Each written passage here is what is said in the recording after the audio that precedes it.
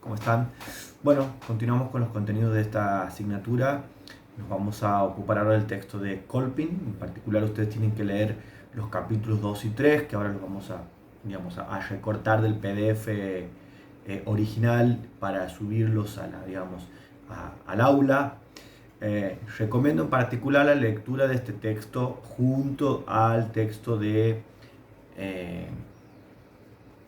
Giotto, que tuvieron oportunidad de leer y de rendir tanto en trabajo práctico como en el parcial, y lo recomiendo por dos motivos, ¿no? Recomiendo una lectura intercalada o retroalimentada entre ambos autoras, en el caso de Giotto. Por una parte, porque ambos textos nos introducen en la disciplina, digamos, en el área disciplinar de la sociología del trabajo como un área particular, específica de estudios dentro de la sociología, y por ende también traen y se hacen preguntas reflexivas de orden general respecto a la utilidad de la sociología para comprender el fenómeno del trabajo. Y en segundo orden, también recomiendo la lectura intercalada porque la referencia a tradiciones teóricas, a autores, a perspectivas que fueron marcando el desarrollo de la disciplina de la sociología del trabajo, la van a encontrar en ambos textos, y van a encontrar algunas referencias, por ejemplo, a Coriat o por ejemplo a los autores italianos del marxismo, que se reproducen en ambos textos, y entiendo que una lectura intercalada permite comprender con más claridad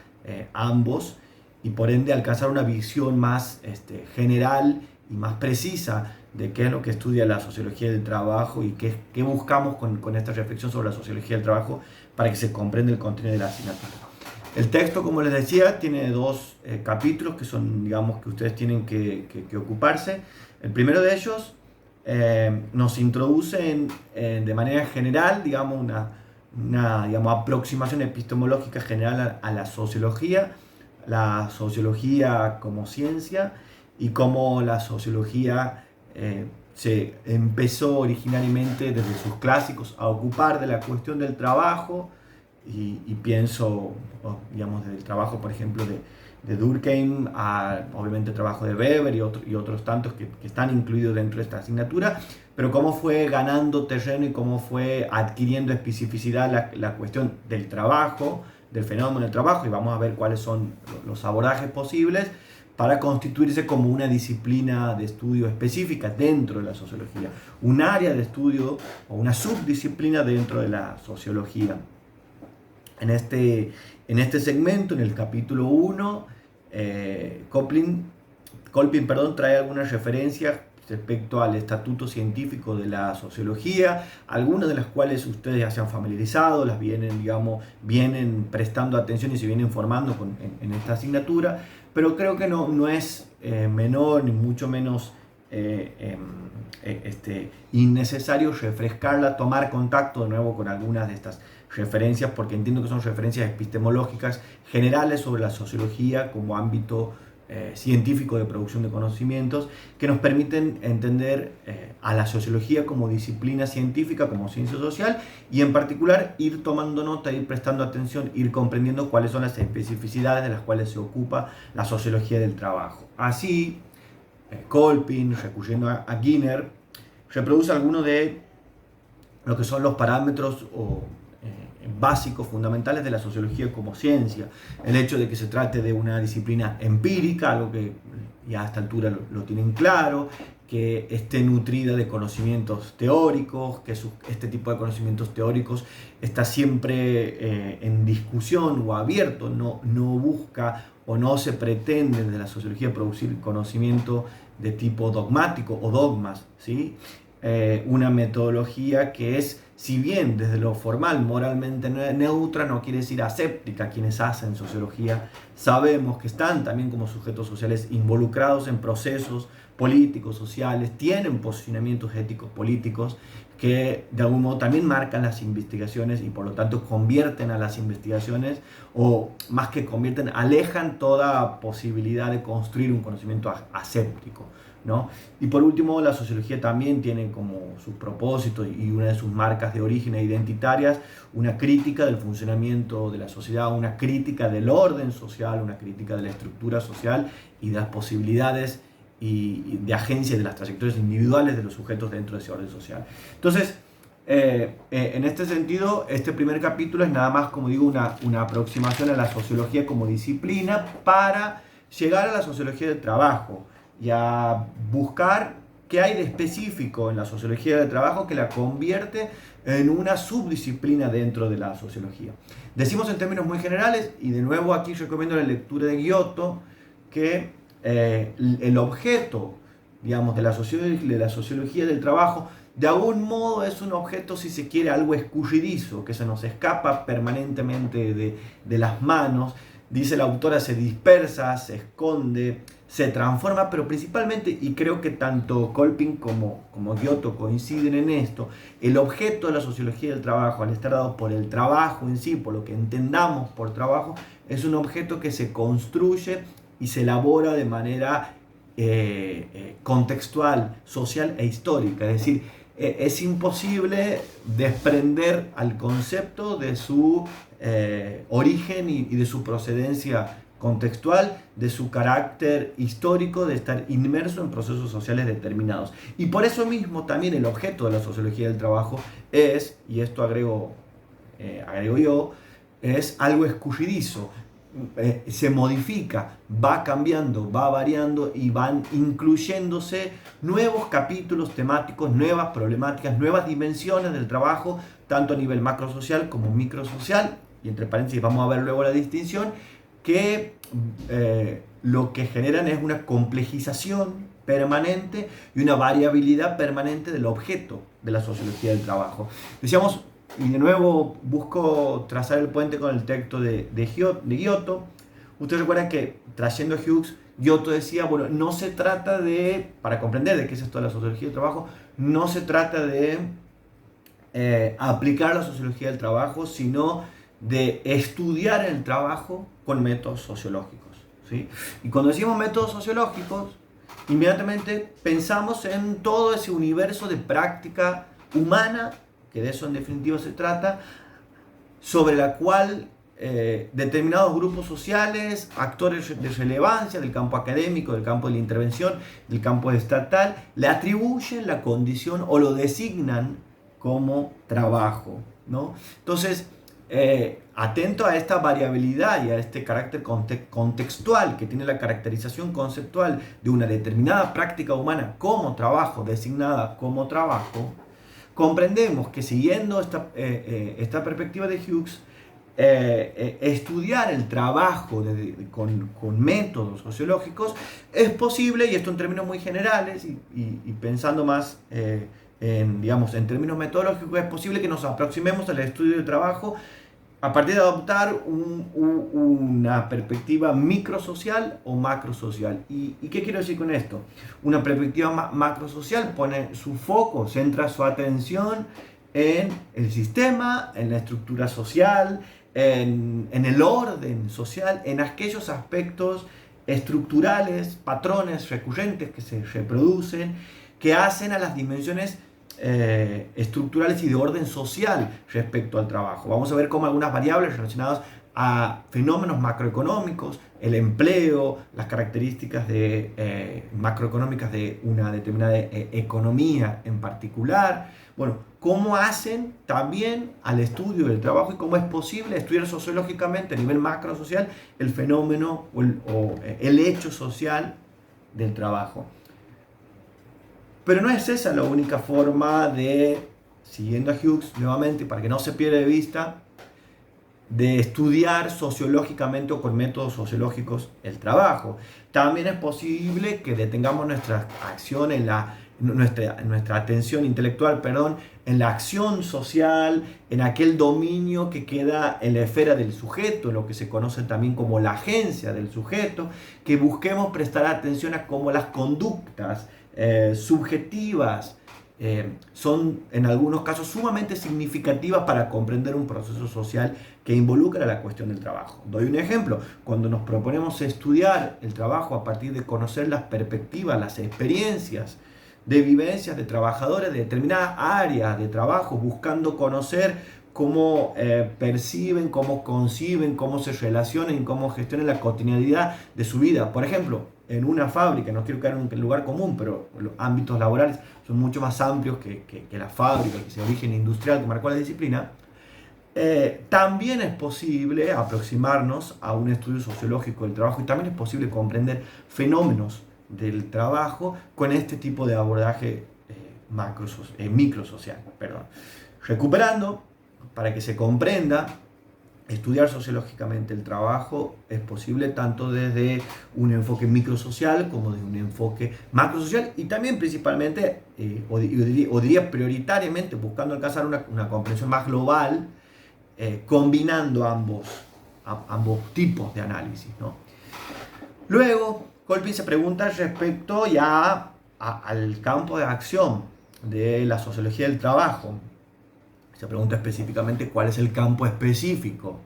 de la sociología del trabajo. Y como decía en un comienzo, y recupera esta cuestión de lo escurridizo del objeto de la sociología del trabajo, y dando cuenta o remarcando la inmensa variabilidad contextual de lo que pensamos o lo que incluimos dentro del objeto de estudio de esta disciplina, es posible, y aquí intenten incorporar esta mirada del análisis micro y macro social, que en esa larga lista de temas posibles nos encontremos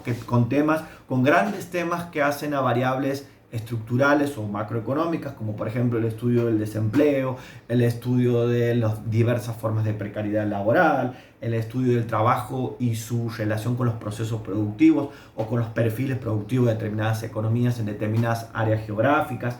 También es posible que en este largo, inacabado y no taxativa enumeración de temas que incluyen al campo específico de la sociología del trabajo, nos encontremos con algunas problemáticas que hacen o que quizás sean mucho más productivas abordarlas desde un enfoque microsocial, como por ejemplo lo que tiene que ver con las relaciones de empleo, la relación de trabajo y los grupos étnicos, la posibilidad de hacer un trabajo con determinados grupos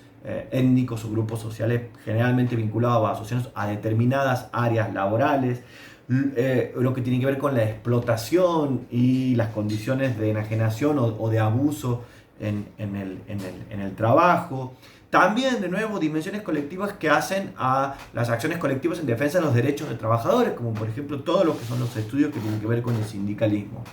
Sin ánimo de agotar la lista y buscando ir conectando los conceptos que vamos aprendiendo en la asignatura, lo que quiero evidenciar con esto es nuevamente que el campo específico de la sociología del trabajo es aún un campo en construcción, y como vamos a ver ahora, los grandes paradigmas históricos que fueron reflejando diferentes tradiciones epistemológicas, teóricas, perdón, sobre la base de diferentes supuestos epistemológicos y con distintas técnicas de investigación, estos paradigmas de algún modo evidencian que ese campo específico de la sociología del trabajo es un campo amplio, variable y compuesto por una lista no agotada de temas posibles vinculados con la cuestión del trabajo y el abordaje sociológico del trabajo. Tras ello, introduciéndome en esto que había adelantado, los paradigmas respecto a la sociología del trabajo, aquí recomiendo hacer una lectura, en todo caso, acentúo la recomendación de hacer una lectura alternada, digamos, retroalimentada con el texto de Giotto, porque de acuerdo con Kolpin nos vamos a encontrar con el enfoque llamado enfoque adaptativo y como uno de los primeros grandes enfoques que marcó la sociología del trabajo, un enfoque que fue de algún modo señalado como funcional del sistema y que ponía el foco en la organización, en la cuestión empresarial, digamos, del trabajo, el denominado paradigma modernizador, que implicó un acercamiento a fenómenos de orden macroeconómicos y que buscó conocer a partir digamos, de determinadas nociones macrosociales el fenómeno del trabajo, el humanismo, el regulacionismo, que también lo han visto nuevamente en Giotto, en la figura de Coriant y otros, y otras, que buscó centrar el análisis en la regulación y los aspectos normativos que hacen al ejercicio del trabajo. Los enfoques o los paradigmas que fueron impregnados por el marxismo y que marcaron impronta también en los estudios de la sociología del trabajo. Y recuerden, no solo a Braverman y a otros, sino también a los autores italianos, que algunos de ellos se aproximaron con la lectura de Giotto. El enfoque o el paradigma de los mercados segmentados, que fundó de algún modo lo que se conoce como la sociología del empleo. El paradigma también conocido como el de la especialización flexible de Fiore Isabel. En uno y otro caso, o en esta larga nómina de paradigmas, digamos, de abordaje de la cuestión del trabajo, es relevante tener en cuenta que los abordajes teóricos que marcaron tradiciones teóricas suponen, y por esto quiero que se comprenda la especificidad del abordaje sociológico o la aplicación de metodología sociológica para estudiar el trabajo, suponen en algunos casos la adopción de marcos o de esquemas de análisis macrosociales como el paradigma modernizador, ¿sí? O la adopción de un enfoque microsocial, y en otros casos la combinación de algunos de estos aspectos, de algunos de estos tipos de análisis. En algunos casos nos encontramos con paradigmas que marcan un estudio centrado en la cuestión digamos, de la clase, cómo funciona la clase social, y están sumamente orientados por una perspectiva neomarxista. Pero en todos los casos, lo que quiero evidenciar, más allá de la variación que también han tenido los paradigmas teóricos en relación a la sociología del trabajo, que uno de los propósitos que buscamos con esta lectura, como la de Giotto, es que se comprenda que estudiar los procesos sociales vinculados al trabajo en sus diferentes dimensiones también demanda y no puede desprenderse de un estudio de los contextos en los cuales emergen los diferentes procesos sociales que significamos o que incluimos dentro del trabajo. Así, finalmente, y recuperando, digamos, esta reflexión que, como digo, tiene su eco también en la postura de Giotto cuando señala que hay que de algún modo terminar o dejar atrás el fetichismo del concepto del trabajo y abandonar la idea de que es posible pensar sociológicamente y construir una categoría analítica de trabajo transhistórica. Siempre la categoría de trabajo como objeto de la sociología del trabajo es una categoría histórica, y eso queremos que quede claro también como un posicionamiento de la cátedra. Kolpin introduce como 5 grandes características, como 5 grandes, diría más bien orientaciones o como tendencias que marcaron la sociología del trabajo en esta región. Nuevamente también, sin ánimo de cerrar la nómina, no es que se trate de solo estas 5, sino que son de algún modo 5 grandes tendencias que se pueden identificar dentro de este campo de estudio. Uno, por una parte, identifica como una tardía llegada de la sociología al ámbito de las fábricas, y de algún modo un desarrollo tardío también de la sociología del trabajo en esta región, lo que tiene que ver nuevamente con el contexto, y voy a volver sobre esto después. Un predominio también marcado por un enfoque que puso su eje o su objetivo en la cuestión del cambio social y en la búsqueda del cambio social, en la búsqueda de la reducción de la desigualdad social y de cómo esto se reflejaba en la estructura laboral de determinadas economías regionales. Un interés también por el actor colectivo, por los estudios vinculados al sindicalismo y a la construcción de demandas colectivas y a la disputa de esas demandas, en determinados escenarios institucionales, etc. Luego también identifica cómo en este ámbito de estudios cobró centralidad una perspectiva que ponía el foco en la cuestión del poder, no solo, por sobre la situación del trabajo, por sobre variables macroeconómicas, sino cómo se presenta el poder en el ámbito, de los estudios del trabajo, qué lugar tiene el poder en la constitución de esta disciplina. Es otra de las grandes características o tendencias que identifica Kolpin. Y finalmente, y de nuevo con esto intento cerrar la exposición y conectarla con la perspectiva teórica de Giotto, que también es Kolping en este sentido, es la idea de que de algún modo este ámbito de estudios se desarrolló inmerso dentro de procesos de industrialización bastante particulares, sobre todo lo que hace a América Latina, marcados por, de algún modo, un proceso de industrialización trunco o inacabado, ¿sí? En algunos casos también marcado por un proceso de modernización, entre comillas, salvaje, ¿sí? O a costa de derechos fundamentales de grandes colectivos sociales. Y también, y esto creo que es algo que se ha marcado sobre todo desde la década de los 90 en adelante, procesos de industrialización que estuvieron también signados por mecanismos de flexibilización laboral que Kolping denomina como perversos, ¿no? Mecanismos de flexibilización, si se quiere, entre comillas, flexibilización, que significó en muchos casos una notoria pérdida de derechos laborales y derechos fundamentales que hacen a los trabajadores y trabajadoras en este continente. Bueno, con esto solo he querido acercar alguna aproximación en el capítulo 1 y 2 para que se comprenda la sociología y qué aporte, digamos, puede hacer la sociología el estudio del trabajo y qué quiere decir esto que decía Hughes de estudiar el trabajo con métodos sociológicos. Luego de eso entender cuál sería el campo de acción de la sociología del trabajo y por qué es un campo de acción sumamente variable y contextualmente determinado. ¿Cuáles son, y a modo de enumeración, simplemente los grandes paradigmas que marcaron la sociología del trabajo? Y finalmente, detenerme en esto que se entiende como las 5 grandes características o las 5 tendencias fundamentales que presenta este ámbito de estudios dentro de la sociología como subdisciplina dentro de la sociología. Eso es todo, seguramente nos seguiremos viendo por el aula. Adiós.